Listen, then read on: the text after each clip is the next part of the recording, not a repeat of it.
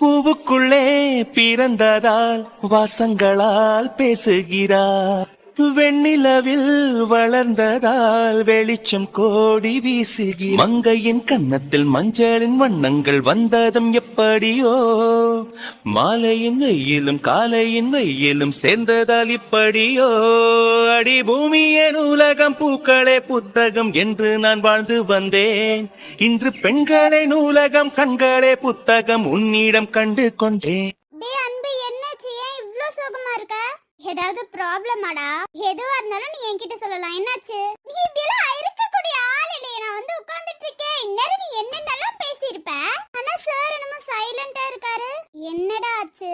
யாராச்சும் ஏதாவது சொன்னாங்களா? சொல்லுடா. அன்பு, நீ இப்படி எல்லாம் இருக்க மாட்டே. ஏன் இப்படி இருக்க? எனக்கு பயமா இருக்கு அன்பு. அன்பு, நான் பேசுறது கேக்குதா அன்பு உனக்கு? டேய் அன்பு, சொல்லுடா. அன்பு, என்னடா ஆச்சு? எதுவா இருந்தாலும் என்கிட்ட சொல்லு. நான் பயப்படுவேன்னு சொல்லியெல்லாம் நீ சொல்லாம இருக்க வேணாம். இவன் முதல்ல நம்ம பேசுறத கேக்குறானா? இவ்ளோ தூரம் கத்திக்கிட்டு இருக்கோம், ஆனா அவன் அமைதியா இருக்கான். என்னடா ஆச்சுடே? ஒன்னும் புரியலடா. இவன் ஒரு பைத்தியம். நம்ம பேசுறதே காதுல வாங்க மாட்டான். அன்பு, உனக்கு என்னதாண்டா ஆச்சு? ஏதாவது ப்ராப்ளமா? எதுவா இருந்தாலும் என்கிட்ட சொல்லு. நான் பயப்படுவேன்னு சொல்லி நீ சொல்லாம இருக்கேன்னு நினைக்கிறேன். என்ன யாராவது ஏதாவது சொன்னாங்களா? இந்த மைனா ஏதாவது சொன்னாலடா? எனக்கு என்னமோ இந்த மைனா மேலதான் சந்தேகமா இருக்கா. அவ ஏதாவது பண்ணாளா? டேய் சொல்லுடா, அவ ஏதாவது பண்ணானா? எதுவா இருந்தாலும் என்கிட்ட சொல்லலாம் அன்பு. சொல்லு அன்பு. ஏன்டா இப்படி உருளனே உட்கார்ந்துட்டு இருக்க? ஏன் எதுவும் சொல்ல மாட்டியா என்கிட்டலாம்? எனக்கு என்னமோ இந்த மைனா மேல டவுட்டா இருக்கு. இந்த மைனா என்ன பண்ணா? அவ உன்கிட்ட ரிட்டர்ன் வந்து சேலஞ்ச் விட்டாளா? சேலஞ்ச் விட்டா நீ தானடா ஜெயிப்ப.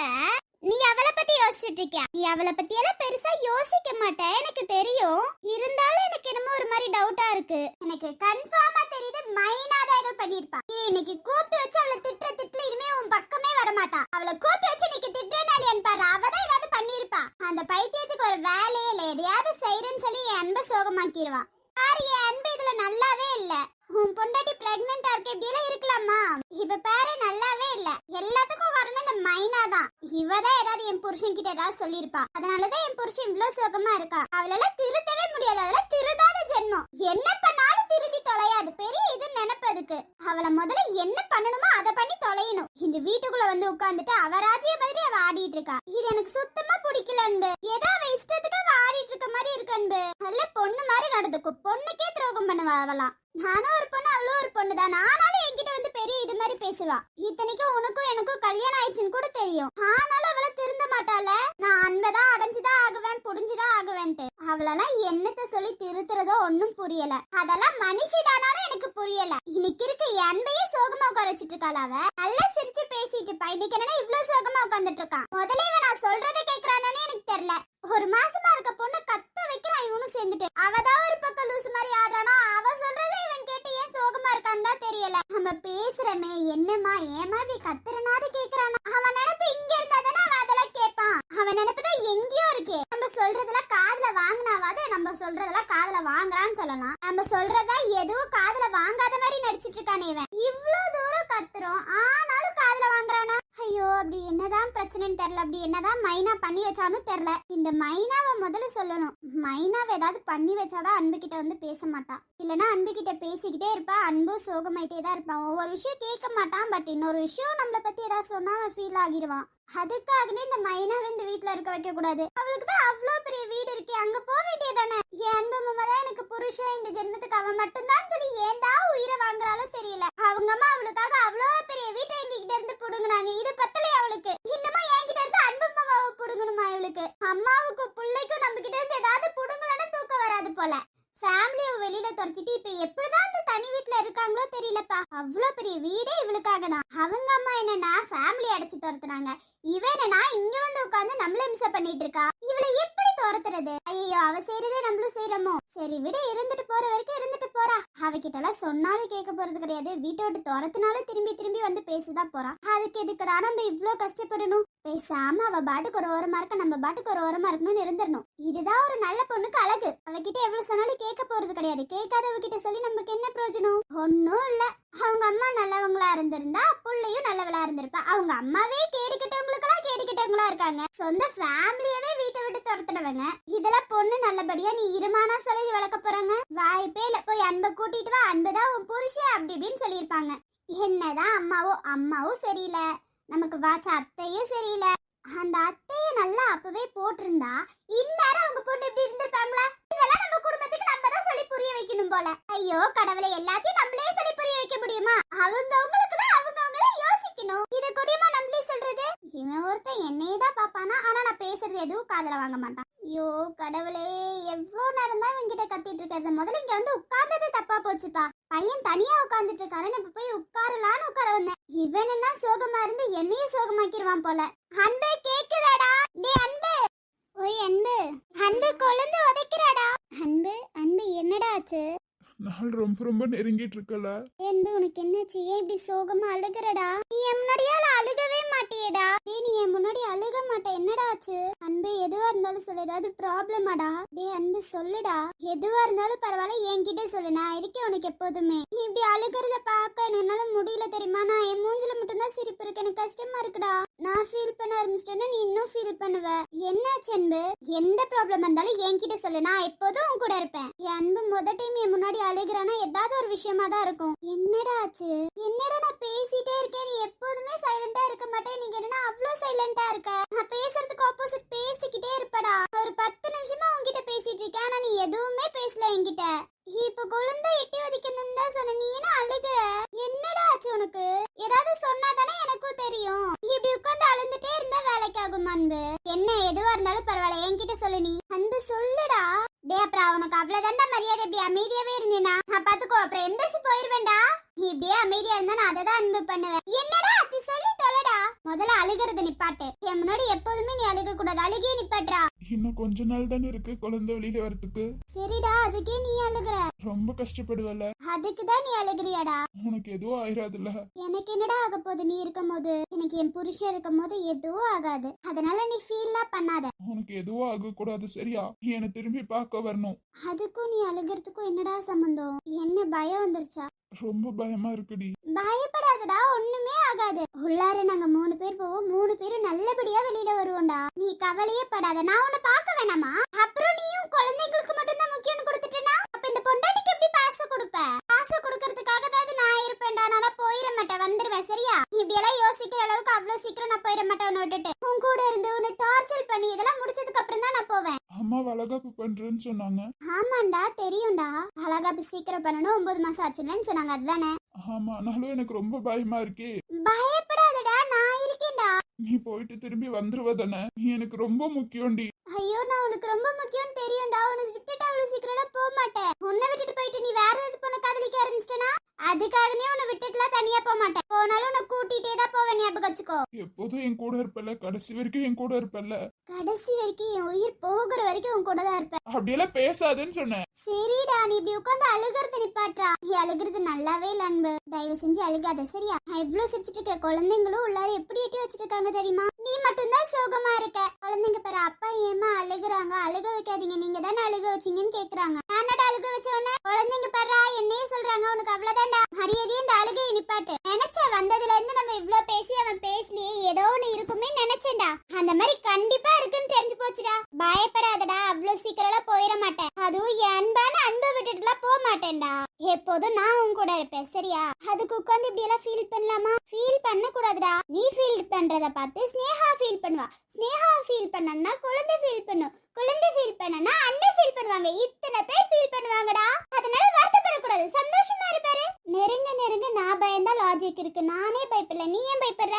பயப்படக்கூடாதுடா. நான் போயிட்டு பத்திரமா என் புருஷனுக்காக நான் திரும்பி வருவேன் சரியா? அப்போ நீ தைரியம் சரியில்லையா? என்கிட்ட நடிச்சிட்டு இருந்திருக்கியா?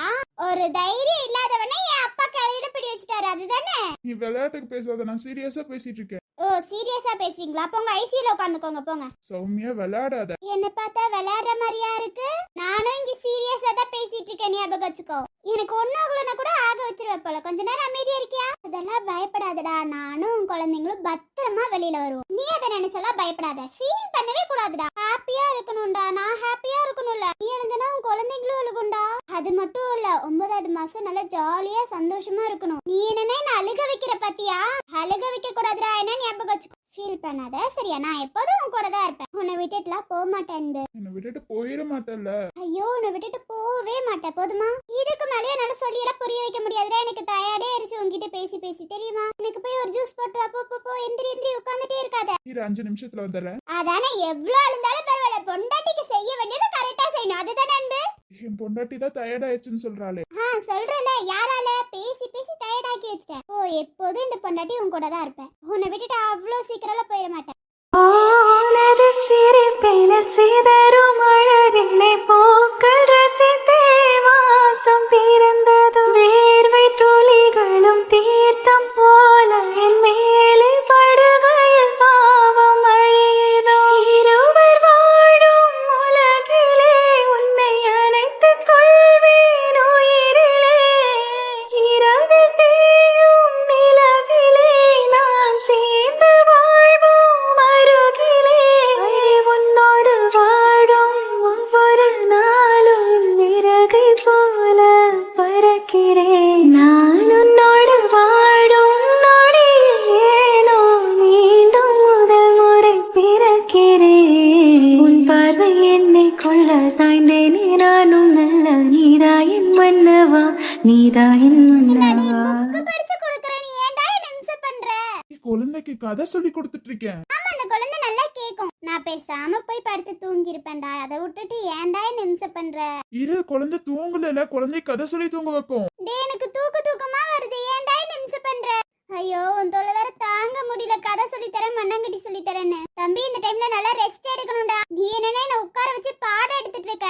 இப்ப என்ன குறைஞ்சு போயிரு, குழந்தைக்காக தானே. கதையை சொல்லி தரேன்னு சின்ன குழந்தைக்கான கதையை சொல்லி கொடுத்துட்டு இருக்கடா. சின்ன குழந்தைங்களுக்கு சின்ன சின்ன கதையை தானே சொல்லணும். நல்ல கிரைம் ஸ்டோரி, நல்லா இந்த ஸ்டோரி மாதிரி சொன்னா நல்லா இருக்கும். ஏன்டா இப்படி பண்ற? நம்ம குழந்தை இந்த வயசையே கெடுக்கலான்னு இருக்கியா? ஹலோ, இப்பவே சொல்லி வளர்த்தாதான் குழந்தை நல்லா ஸ்ட்ராங்கா இருக்கும். யார பார்த்தும் பயப்படாத, ஞாபகம் வச்சுக்கோ.